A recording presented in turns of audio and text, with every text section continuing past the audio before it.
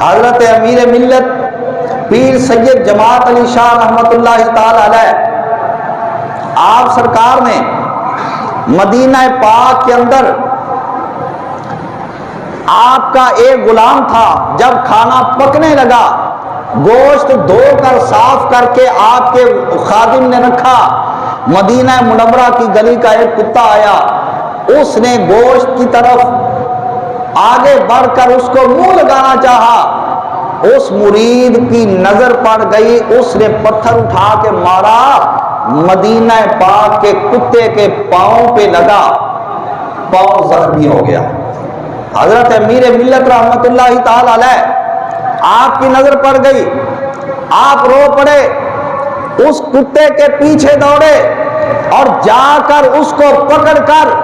معافی مانگتے ہوئے کہنے لگے کہ حضور سرکار کی گلیوں کے نظارے لینے والے،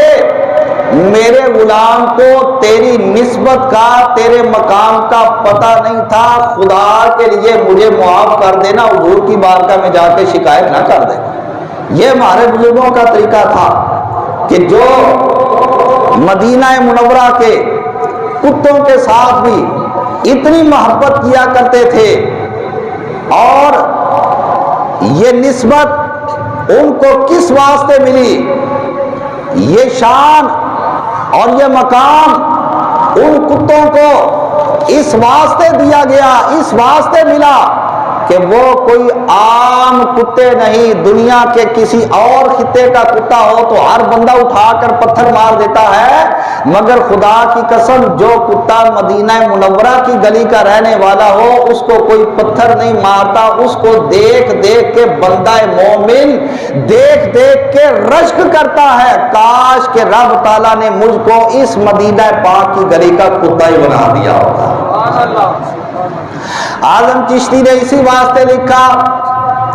دیس عرب دیا شہنشاہ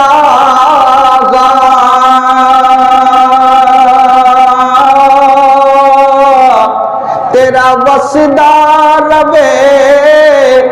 مدینہ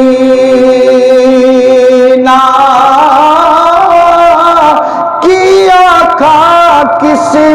اے موتیا کھا میرا روشن کر دے سینہ کی اوقات اے میری میں آکھاں میرا کرجا پار سفینہ